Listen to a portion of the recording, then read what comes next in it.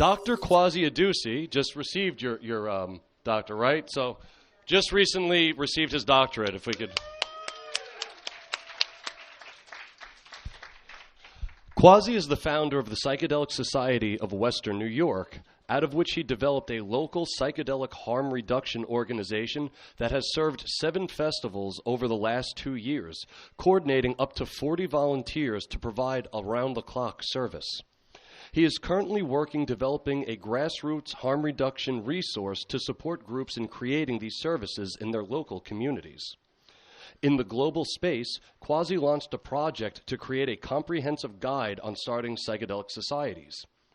Additionally, he has led events that engage psychedelic societies across continents to synchronize around service events that have included the Global Psychedelic Month of Service and the Global Psychedelic Earth Day Cleanup, which is awesome. He is also the creator of Psychonauts of the World, a psychedelic storytelling project modeled after Humans of New York that is intended to help people come out of the proverbial psychedelic closet, which seems to be the theme of today, and connect psychedelic stories to the mainstream. Kwasi intends to publish these stories in a book and sell to raise money for psychedelic research and advocacy efforts. Kwasi graduated with his degree as psychiatric nurse practitioner in May 2019. Last thing, has anybody been to the Eventbrite site? That we had everything? Okay, then you also know that Kwasi is the most photogenic human being that has ever walked on this planet. I am so jealous of that beaming smile. Please, a warm welcome for Kwasi Adusei.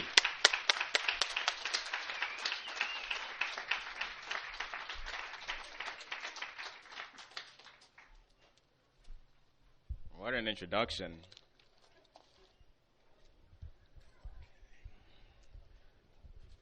So I kind of want to honor some of the people who've been here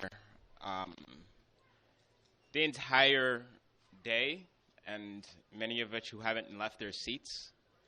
And so I just kind of wanted to do a centering practice. So if you could all just close our eyes.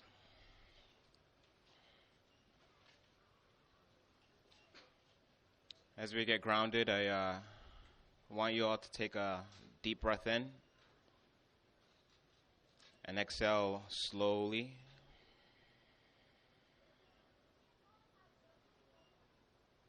Breathe in and exhale slowly. Continue at your own pace. And while you have your eyes closed, I want to take this moment to honor the native people who this land was coerced from. As the chaos is happening on our southern border, it's important that we honor the pain and the tears that have allowed us to be in this space right now, and give us the opportunity to transmute that pain and suffering into the beauty that is the psychedelic story. Again, my name is Kwasi. As Tom stated, I started a project called Psychonauts of the World, and this was something that I got into just getting really obsessed with people's psychedelic stories. There are a lot of amazing experiences out there that I've learned from personally and have motivated me and have really put me in tune with the kind of power that the story has in our lives. And so I want to honor Hawkeye for his amazing talk. It was a perfect segue into what I'm going to be speaking with you all today. And so with the psychedelic story, I'm going to break this down into going into a bit of the history of storytelling, how it plays into cultural narratives that have developed out of the psychedelics, and how these stories provide anecdotes, how they serve as points for integration, and how they help to reduce the stigma associated with the psychedelics in our society. So it's only fitting that I start with my own psychedelic story. First off, how many people know that you can insufflate DMT? Blow it. Snort it, yes. Yes. Doesn't feel good, but it provides like a threefold experience with DMT, where smoking it will last about 15 minutes or so, snorting it, insufflating it, whatever flowery word you want to use for putting it up your nose, it can last up to an hour. And so I don't know how many people here read The Spirit Molecule by Dr. Rick Strassman. Great book.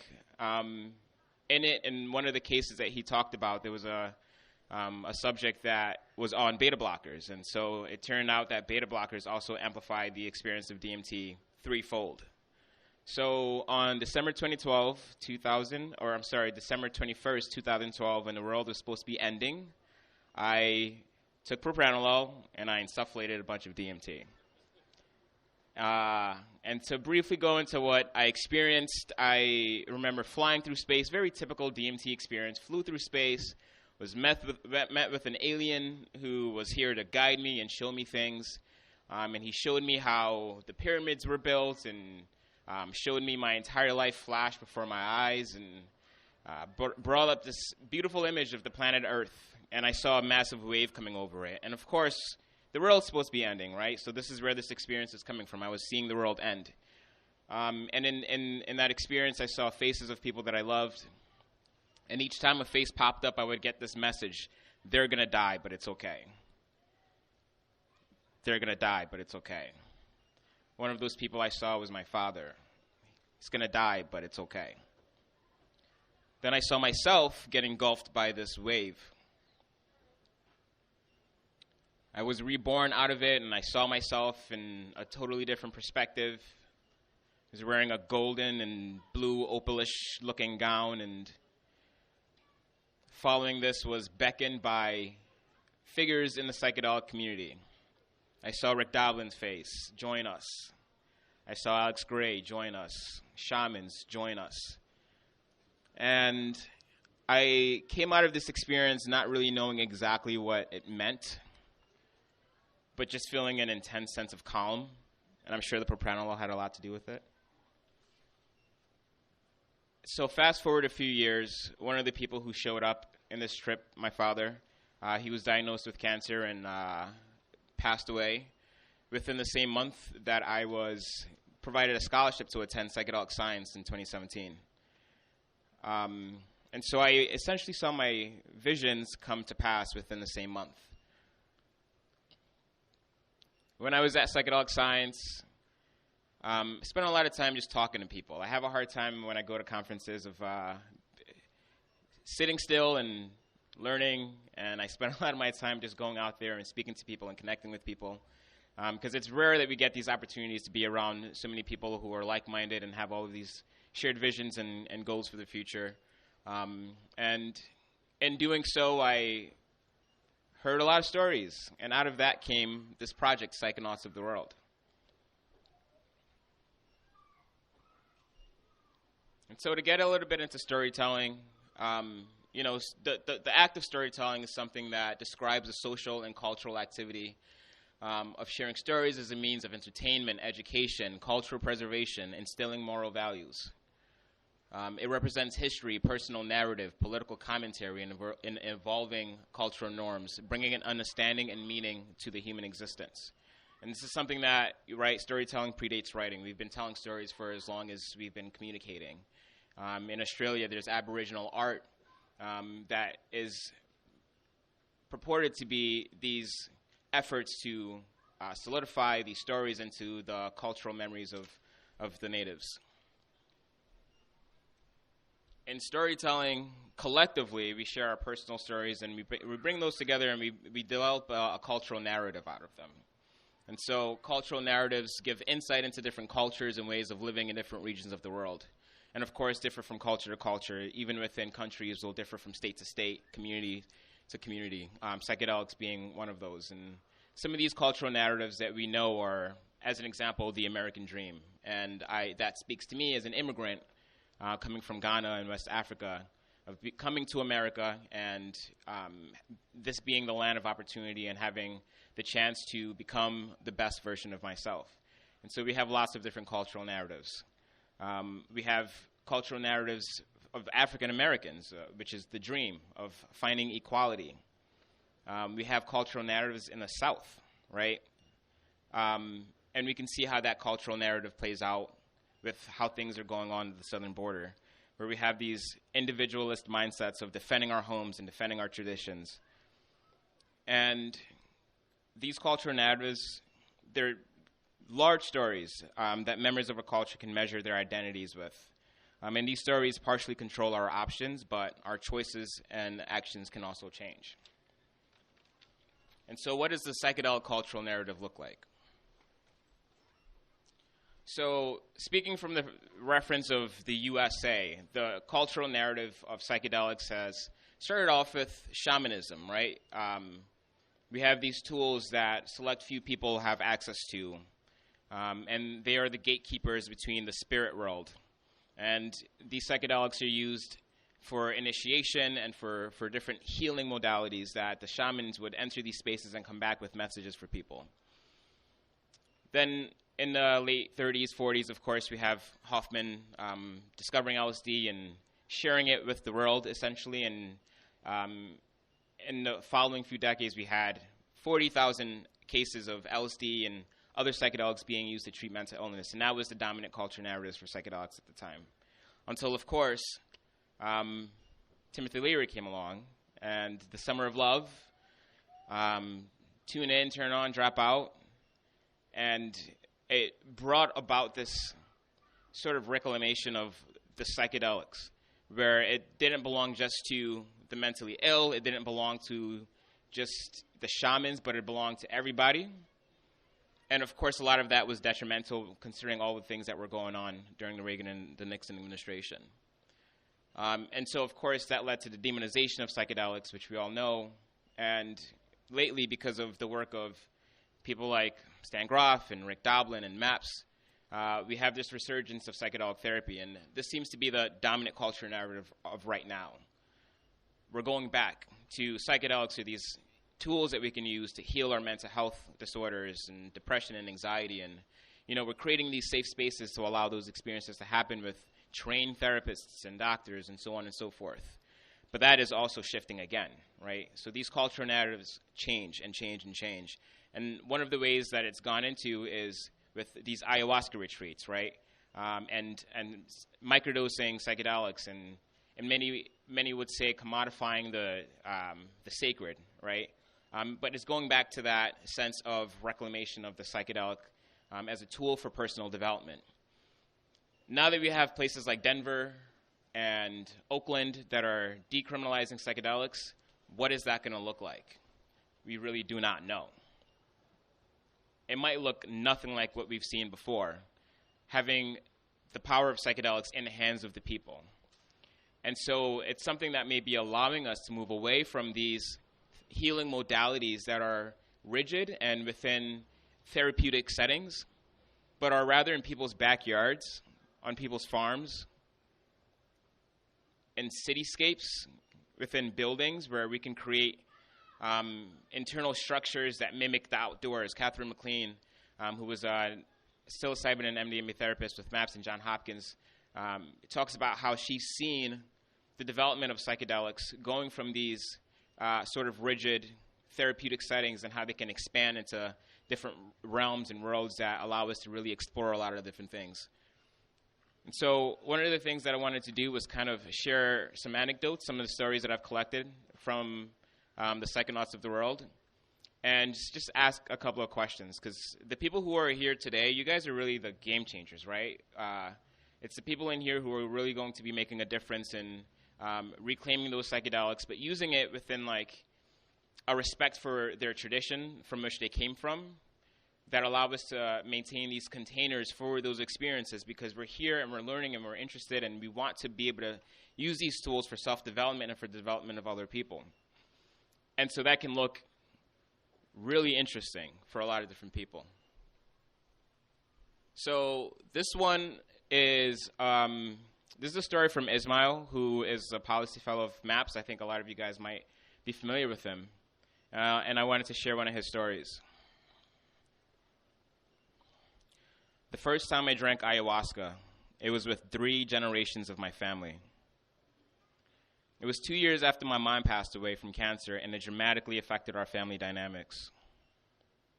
Soon after her passing, we started to identify these gaps that my mom filled as a social crux. She provided social and interpersonal support for our family of immigrants from Colombia.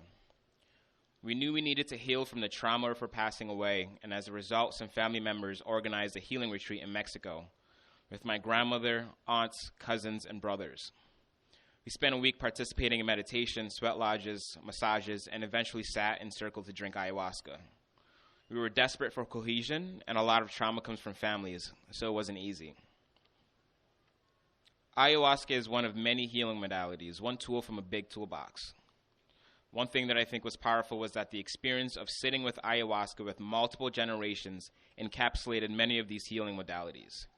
It reminded us what's really important. One reason why people are enamored with ayahuasca is that it deconditions you. It helps you to remember things that you forget, in part due to social conditioning. Before ayahuasca, our perspective was that someone died, so we should be sad. We should grieve. Ayahuasca allowed us to look into other big meanings, like we can do this together and life goes on. And we have the ability to choose the meanings that we find in those experiences. Can you guys imagine doing ayahuasca with your parents? It's a beautiful thing, isn't it? For me personally, the first time I ever told my mom that I loved her, I was on shrooms. And I think that really just emphasizes the power of these psychedelics, not just for healing depression and for anxiety and PTSD, but for connecting us with our families. So as society goes on, as these things become a little bit more accepted, as we grow and we have children, how do these psychedelics play into our connections with our families? How do we cut through intergenerational trauma, right? How do we break these epigenetic influences that have led to addictions and a lot of these mental disorders that we suffer from? Gabor Mate talks about within native cultures, addiction was not an issue until the trauma that came about from westernization. And it's because of that and the epigenetic influence that we have these high rates of substance abuse in those societies. How can we use these tools to help cut through those and break these patterns? The next story that I want to tell is of my friend Esme. Sometime in my early 20s, a few friends and I gathered together to hang out and eat LSD. We built a fort, we set up in the living room with blankets and lights all around, played vinyl records all night, late into the evening, and when the city was its quietest, we went out for a walk around the park under the stars. I brought my green hula hoop and floated around as we strolled around the lake at the park, going through the gardens and admiring the moon and the stars as they lit up at night. Hula-hooping during this walk, my flow felt like an extension of me, and I could see trails of sacred geometry in my flow and all around me in the air. I never felt more in control of my body and movements and so comfortable with the spaces I was occupying. I felt this wild and free spirit inside of me, making me confident and grounded, and I found myself relating to the spirit of Peter Pan. And through this, I found self-acceptance and validation. I struggled with mental health and addiction most of my life, abusing myself, battling my body dysmorphia, because I never felt like I looked androgynous or queer enough to match my orientation and identity. Knowing who you are is one thing, but feeling it through self-validation is a whole new level of self-acceptance and living. I could hear Peter Pan's voice in my head telling me, you are androgynous, you are pansexual, you are polyamorous. This is who you are, and you couldn't change it if you tried. And with those words came conviction instilled throughout my whole body, mind, heart, and soul. Pan's voice became my voice, and I never felt so completely whole and overly content and confident with who I am. I found all the answers and validation I was constantly seeking throughout my life. I became Peter Pan that night, but an androgynous Pan, an Esme Pan. That experience and trip brought out the most and best of me that I had to give, and was definitely a life-changing moment. And so I can speak from personal example. The first time that I ever came out as not being of the traditional, on the spectrum of sexuality, was when I was on about 5 hits of acid in a room full of my friends. that were just confused as to why I was speaking about this at the moment. The second time I've ever done that is right now.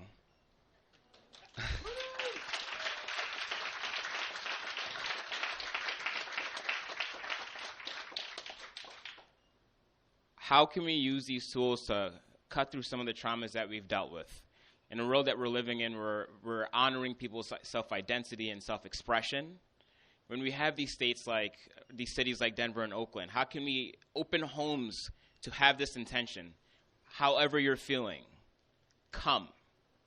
Let's eat some acid. Let's eat some mushrooms. Let's dive deep. Let's figure ourselves out. Let's be vulnerable. These anecdotes provide us with all of these different opportunities, not just for research, but for how we can hold space for each other. I have one more story to share. So back when I was in college, one of the things that I did was I extracted a lot of DMT, and I was working with it quite a bit. I was 19, and I was also selling a lot of weed. And I lived in off-campus housing with a couple of my friends, and we really dedicated ourselves to spreading DMT to as many people as we possibly could. So for me personally, I learned about DMT when I was 16 in high school, and ever since that point, from a Joe Rogan video on YouTube, of course, I was obsessed with finding the spirit molecule. And when we finally found it, we felt a sense of responsibility to share it with people who were in those same spaces and were also seeking and longing for these experiences. And so one of the people that I invited into my home, I would hold the space in the same way that I held that space for myself, and I would let them know about insufflating DMT and offer that as an option. And so I would do that for them, and I would leave them in my room for about a half-hour's period while they experienced it, and I would return to them to see how they were doing.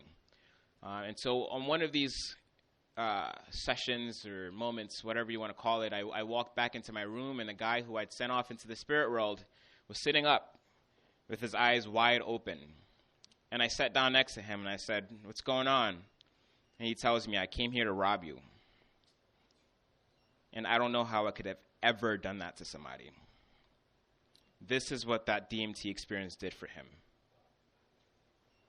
And it really got me thinking about, how can we use these tools to help people with recidivism, where we have this insane culture where 25% of the world's prison population is in the United States. And the people who keep escaping these prisons keep returning right back to it. And a lot of that is because we're not providing them with the aftercare. We're not giving them the tools. Or we're not allowing them to integrate within these spaces that help them not return back to what they have known for as long as they've been in prison. How can we take that into our own hands? Because we know the U.S. government is never going to be able to do that. And we can look to places like Brazil, where they're actively giving ayahuasca sessions to people. What's that going to look like in 10 years for Brazil? And what can we learn from them? I mean, these anecdotes are powerful, right? Karen, you shared about the use of ibogaine and bulimia. Who's ever heard of that before today?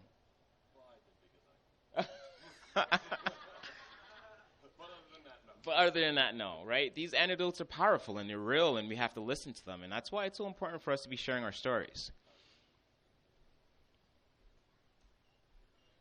So one of the best analogies that I've heard related to psychedelics, and this is really about integration, is the hero's journey. So who's familiar with Joseph Campbell? Yes. So he found these patterns in mythology that stretches as far back as stories go that tell the story of the hero's journey, which can be broken down into three parts. We have departure, we have initiation, and then we have the return. So in the departure, the hero lives in an ordinary world, receives a call to go on an adventure, might be reluctant to follow that call, but might be helped by a mentor figure. In the initiation, the hero traverses the threshold of the unknown or the special world, where they face tasks, trials, either alone or with the assistance of helpers. The hero eventually reaches the innermost cave of the central crisis of their adventure, where they must undergo the ordeal, where they overcome the main obstacle or enemy undergoing apoptosis and gaining the reward. The hero then must return to the ordinary world with their reward. They may be pursued by guardians of the special world, and they may be reluctant to return, and may be rescued or forced to return by intervention from the outside. In the return section, the hero again traverses the threshold between the worlds, returning to the ordinary world with the treasure or elixir that they gained, which they may now use for the benefit of themselves or for their fellow man. The hero themselves is transformed by the adventure and gains wisdom or spiritual power over both worlds. This is a pattern that you see in every single story that's ever been told. And this mirrors exactly what we all go through in the psychedelic experience. It's all about that integration. And so now we're seeing a boom of integration circles. People sitting in circle to share their experiences. Something interesting happens when we tell stories. It actually gets our brains integrated.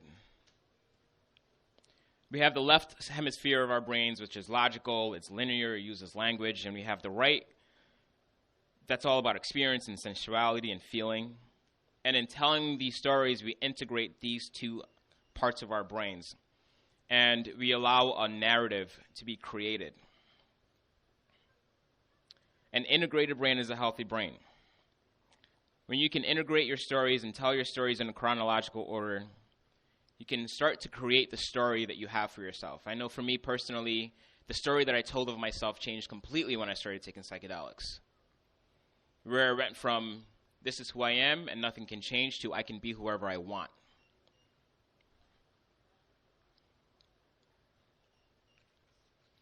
I think there's something that's really important that we ask ourselves every time that we go into these psychedelic spaces. You have to ask yourself, how did they impact you? What meaning did they hold for you? Who did you become when you first experienced them? And what choices did you begin to make? Once you can start asking yourself these questions and you can create a narrative for your own story, you can free some of the negative emotions that perhaps shaped your beliefs about yourself. And you can find a voice in that where you can be more expressive and you can be free in making a choice and having power over your life. The next thing I want to get into is stigma as it associates with psychiatry.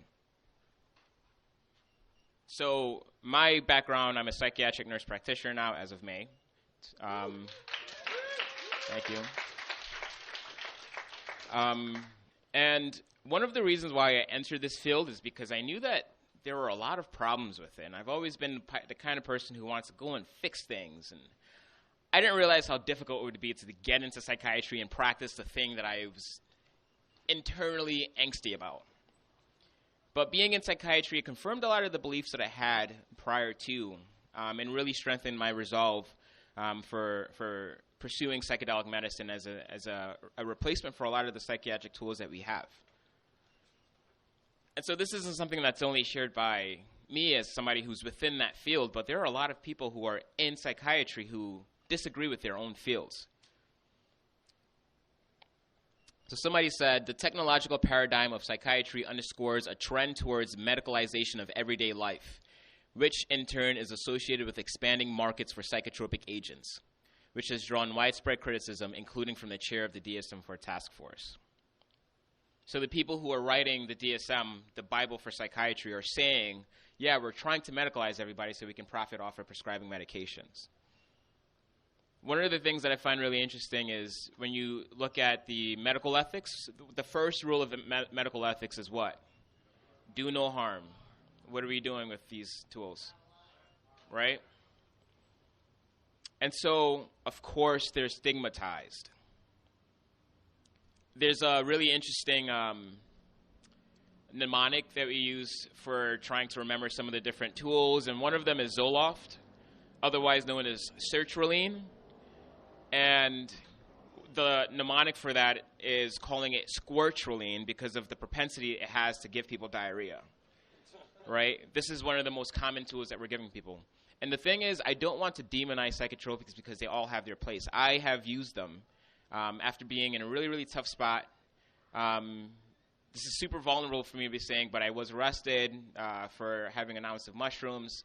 in a different state where I caught these trafficking charges. I was told that I couldn't work as a nurse.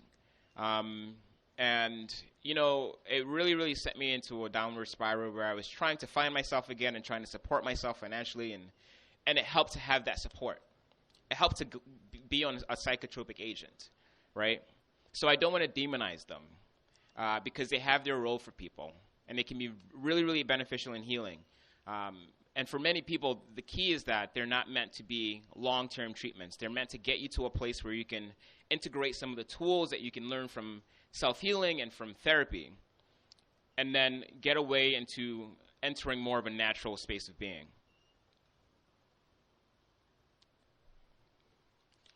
So there's anybody familiar with Rich Orloff?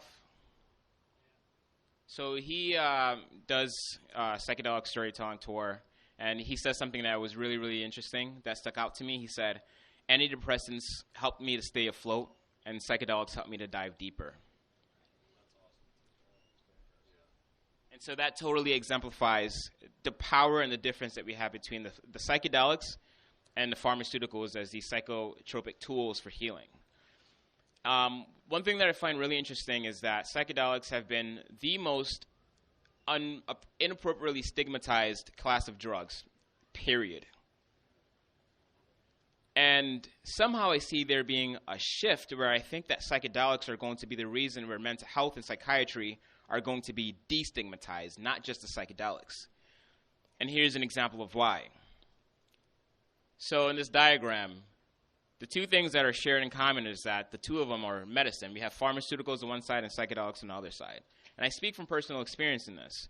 With pharmaceuticals, when you talk about using them, there's a sense of shame and guilt, not being enough of secrecy, wanting to hold those experiences close to our chest.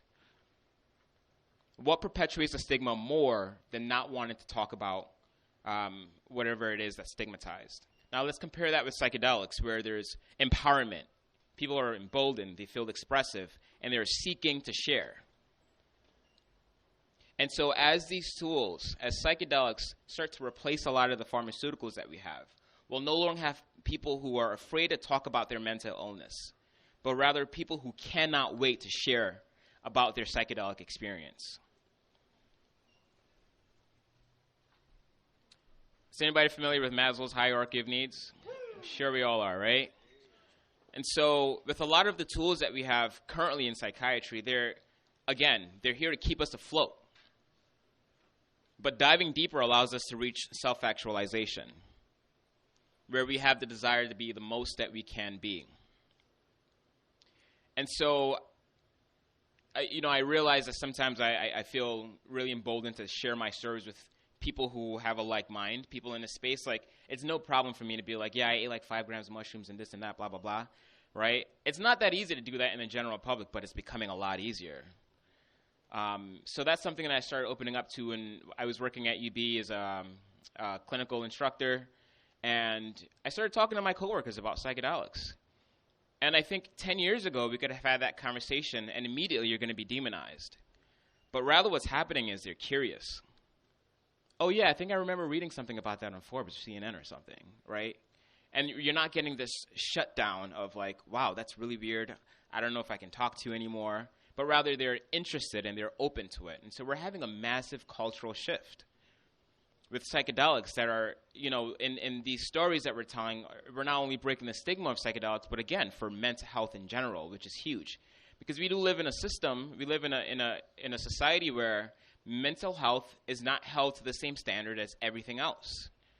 We have a mental health parity law where the intention of that is to allow for adequate resources and equal resources to be provided to people with mental health disorders as they are for people with diabetes or heart disease, but there's nothing in those laws that mandates it.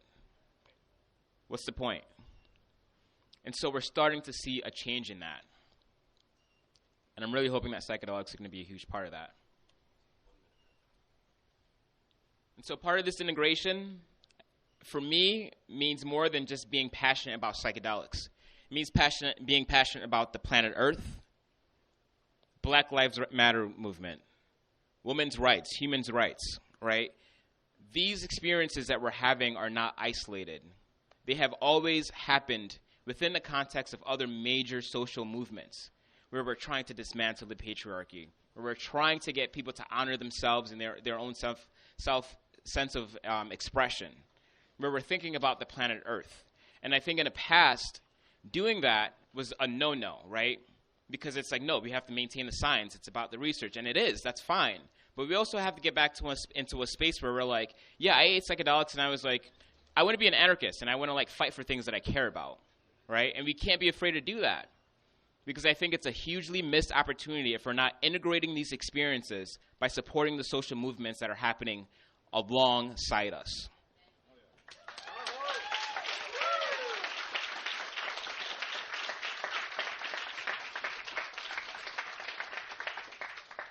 And so, as a final thought, I like to say in our vernacular, we tend to say that we are using psychedelics, but I think the psychedelics are using us. Yep. And so when you consider the predictable shift in values that are developed through the use of the psychedelics and you expand them to a global scale, we see that not only are psychedelics healing our individual vices, but collectively, we are changing the course of humanity's place on Earth. It's allowing us to care more about ourselves, about each other, and the planet. And so in being vocal about your experiences, I want you to always remember that you're not just telling the story of you, but you're telling the story of us. Thank you.